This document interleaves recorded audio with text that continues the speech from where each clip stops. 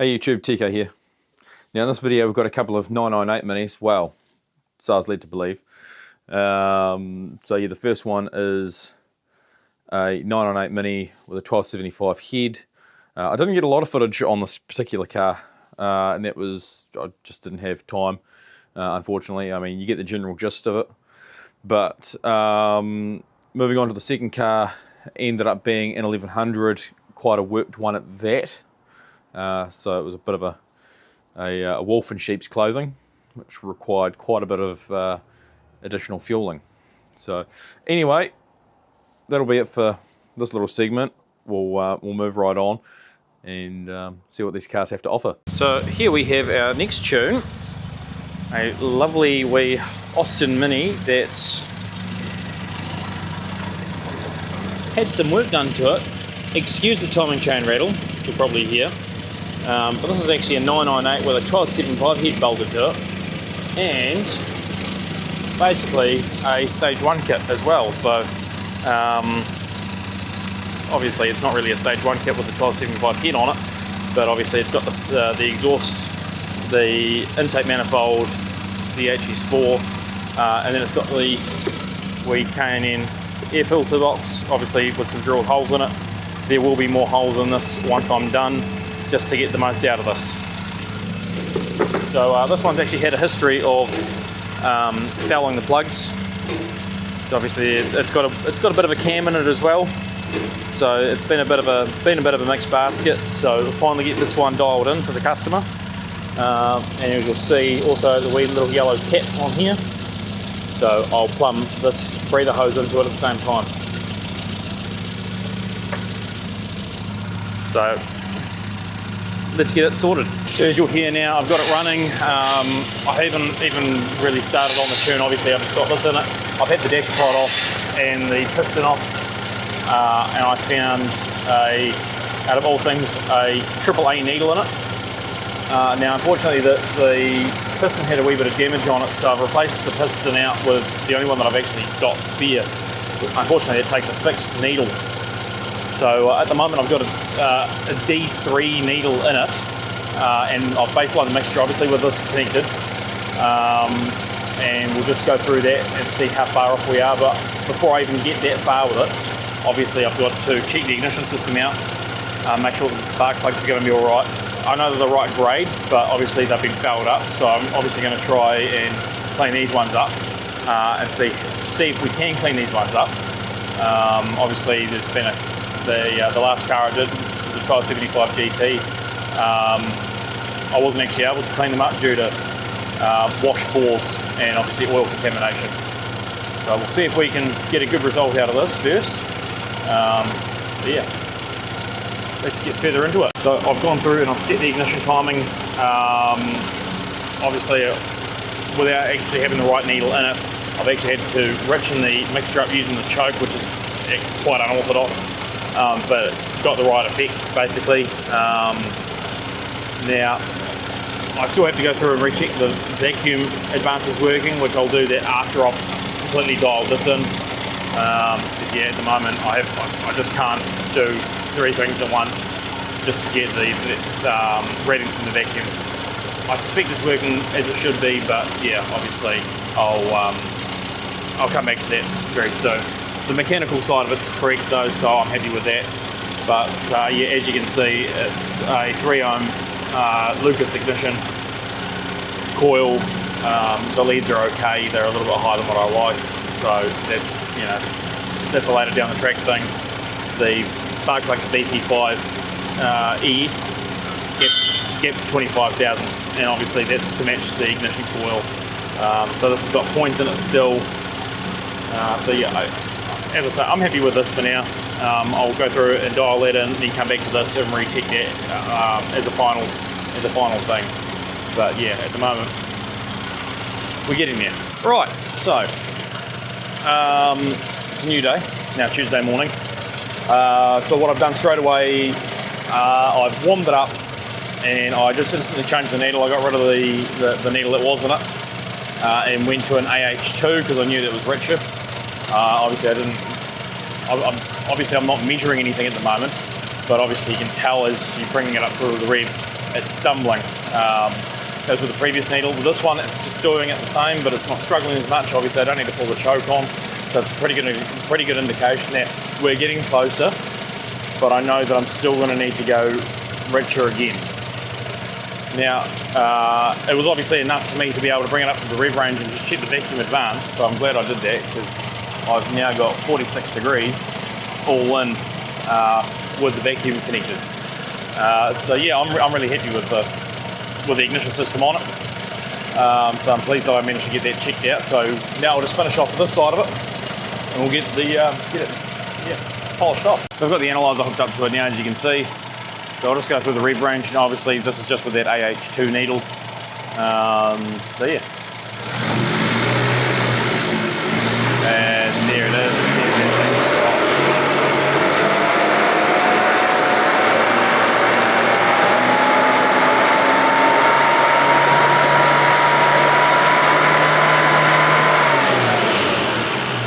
So yeah, apart from that lean spot at about 2000 RPM, it's not too bad, but I want to see if I can get a needle that's closer to that. Right, so this one's now all done. As you'll see here, got a drilled airbox. Obviously, it was already drilled to start with. I've just cleaned those up, and I've drilled right around the base of it too. Now, the needle is a custom profile. There was actually nearly nothing in the book that was going to be suitable without modification, so I ended up using a GN needle and basically modifying it the entire way through. Obviously, exactly where I needed to and how much I needed to as well, not just skimming it as I needed, you know, not skimming it willy-nilly. So, yeah, as I say, that's all done. Nothing really to do with the dampener, damper.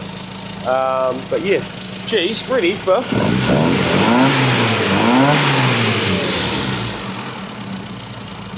a good run. See if we can clean those plugs up on it. So here we have Liam. He's just been for a drive in his wee Mini. What did you think, mate? Absolutely awesome. It was a bit of a pig, to be fair, when I brought it to TK. Just popping and farting. Didn't want to idle, didn't want to drive nicely. It was either way too rich or way too lean. Just hopped into it and it's just smooth, purrs like a kitten. Yeah, pulls from down low, smooth all the way through the rev range and easy. Nice. So a wee bit of improvement has been made. Yeah, definitely. Yeah. A bit of heartache for TK to sweat over a bit of a gremlin, but we got there. That's quite all right. It's not the worst one I've done, but yeah, no, I'm glad we could get that one sorted for you. But yeah, as I usually ask people, would you recommend it? 100%. Yeah. Bring your minis to TK. He's the man for the job. Excellent. Thank you very much, Liam. So yeah, that's the first car all sorted out and dialed in. Customer's really happy with it. I don't have a photo of the spark plugs, unfortunately. They were still sooting up due to oil burning. Once again, like the 1275 GT in my last video. Yeah, unfortunately these cars get run too rich for too long, results in bore wash. The fuel mixtures are correct right throughout, but yeah, obviously you can't do much for oil getting past the rings and basically sticking to the porcelain and the electrode on these spark plugs. The only way to combat that is, while the car's in service, is to put a hotter set of plugs in it. But obviously you can only tell what the spark plugs are doing once the car's actually been fully tuned and you know what's going in, what's going out. So obviously, I've put a couple of posts up regarding spark plug readings, as has AC Dodd, and people are guessing, but they can't see the full picture. So yeah, obviously spark plug reading is a fine art, but you can only do so if you know what the car's doing or what the engine's actually doing.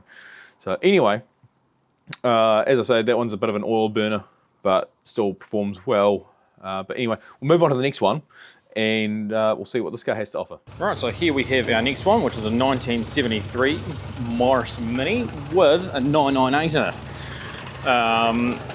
It's got the cast iron manifold, so it's got some flows on it, but it's still retaining the original intake side of the the original side of it, if it was to have the exhaust attached. So I'll see if I can actually show you, because obviously explaining it's not going very well for me at the moment. So it's had a reconditioned carburetor at some point. Now there's a couple of ways you can tell that, obviously from how shiny some of the bits and pieces are, and someone has blocked off the port that actually goes to the breather. So there's actually meant to be a hose that goes from here, round here, into the side of the carburetor. I like fitting those hoses where I can, because it creates a wee bit of a vacuum on the inside of the engine, basically to help all the seals, so slow down some oil leaks, essentially, if you will. But also it's more of it's also an emissions thing. So anyway, I'll check what the filter's like soon, and that may get drilled out as well. I've got no real history on what the engine actually is. It does look like it's been rebuilt because the rivets have been removed at some point. So it's usually a sign that the block's been skimmed. But as I say, I've actually got no idea. And neither does the customer. The customer's only had this car for a couple of weeks now. Now the throttle, I'll show you that port as well. So instead of actually having a port, they've just put a grub screw in the side of it. So what I'll do now is I'll go through the ignition system. I've already noticed that it's got BPR6ES spark plugs. So yeah, already wrong heat range and resistor plugs fitted as well. It's got a 25D distributor. I haven't actually checked anything on it, so I'll start on that and let's see how far we get. All right, so I've gone through the ignition system. I've got the spark plugs gapped. These are BP5Ss, gapped to 25 thousandths. The leads are in good order as well. They're about 1.5 to 2k ohms. So yeah, really happy with those. But yeah, I've just got my gauge on here, just checking the vacuum advance canister just while I've got the cap off, and it's not holding a vacuum. So that canister is basically kaput. It's done its day. So what I can check next is I'll get the cap and leads back on. I'll check the dwell angle on it, and then I'll check the ignition curve. If the ignition curve's no good, I'm going to recommend that he gets a distributor for it, and then yeah, I'll try and dial this one as best as I can in the meantime. I don't actually have any distributors in stock. I could probably rebuild this one, but it's going to be more cost effective to go to a high power ignition system that's recurved for this engine. So as you see, I've got it all back together now. I've got the timing light on it. I haven't checked the timing yet, but the dwell angle is really good. I did set that to 12 thou on the feeler blade with the points gap, 12 thou.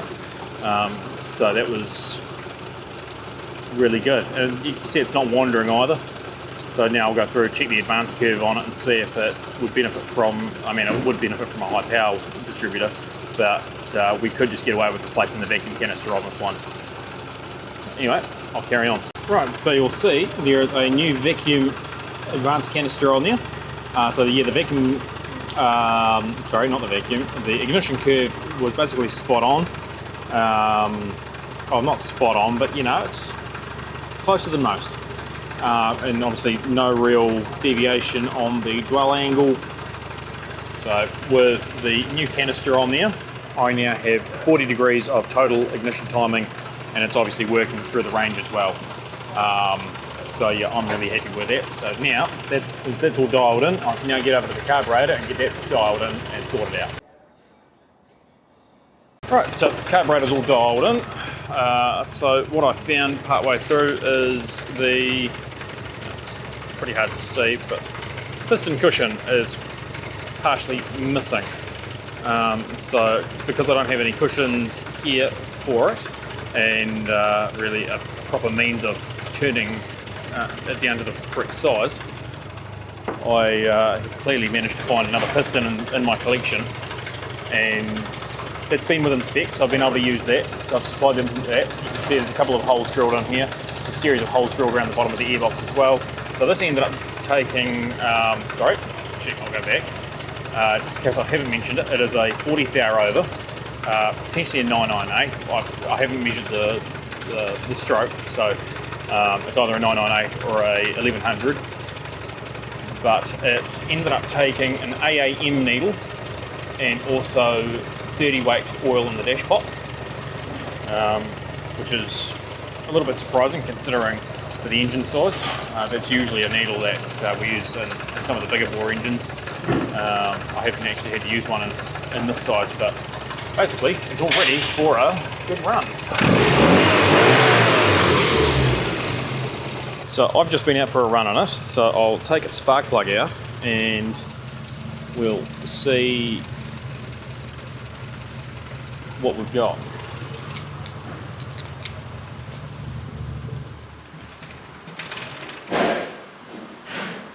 Running on due to high compression. It's idling about 650 RPM, and the initial advance is only at about 6 degrees as well. So he may have to watch this one. I'm thinking that it's going to be clean. Yes.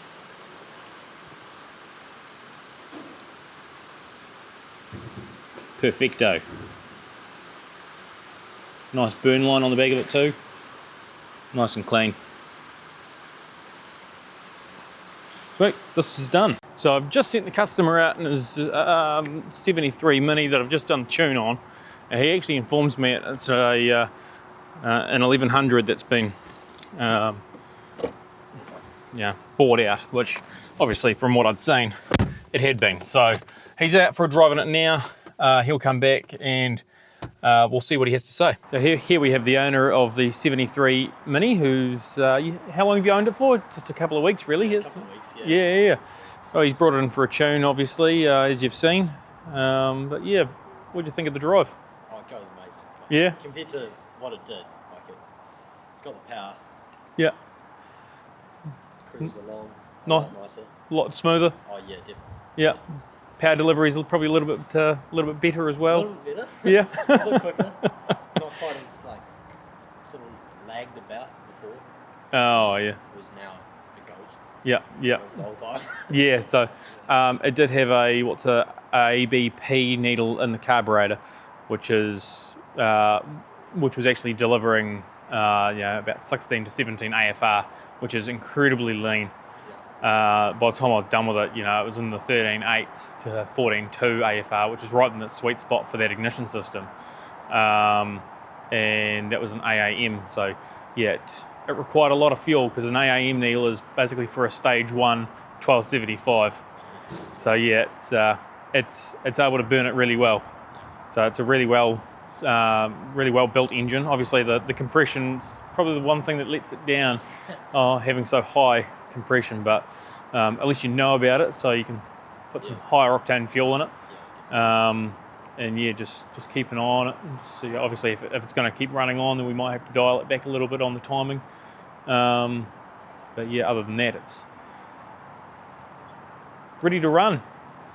Go and enjoy it, mate. Thank you for bringing it in. Cheers. Yeah, the 998, which I thought was a 998, which ended up being the 1100, was incredibly high compression. I actually had to, as I say in the video, had to dial the ignition timing back to try and prevent pinking, which I got rid of the pinking, but obviously with still the high compression, it was still running on. So obviously someone had rebuilt that engine and not done the full calculations to work out compression ratios. So it's just one of those things the customer's just going to have to be a little bit wary of moving forward, that it's going to have a high octane fuel, basically to prevent it from running on or pinking. So yeah, he can't run it on 90. Sorry, he can't run it on 91, or he can't really run it on 95. The safest bet in our area here is for 98. I'd stay away from anything around the 100, because the stuff that we have here that is 100 octane is basically 95 with a whole lot of additives. It actually does more damage than what it's worth, from what I found at least. So anyway, obviously he's really happy with this car. He'd only owned it for a couple of weeks. This video's probably about 6 weeks old already. So but yeah, anyway, I'll leave this video here as it is. I hope you enjoyed this one. My next video out is my on-the-road tuning with TK for my North Island tour. That should be out in the next day or so as well. We're currently editing those videos, so they'll be out very shortly. And in the meantime, whilst we're doing editing for that, obviously I'm still doing tuning at work as well. Still answering questions on Facebook and everything else. But the other thing that I've got going on here is a set of HS2 carburetors that I'm going through and restoring for a customer for a 998 Cooper. So that's one of the projects on at the moment. Another project I've got over here is a pair of HS4s that I'm just doing. Just they're not for a customer. They're just ones I'm going to have restored, ready to go. They are a set of twins, so they actually come off a Triumph. I could do those up for a Triumph, but anyway, that's besides the point. So yeah, anyway, I'll leave this video as it is. You'll see the next video coming out in the next day or so, as I said. But if you like this video, please like, share, subscribe, all that fun stuff, and we'll see you all next time. Thanks for watching.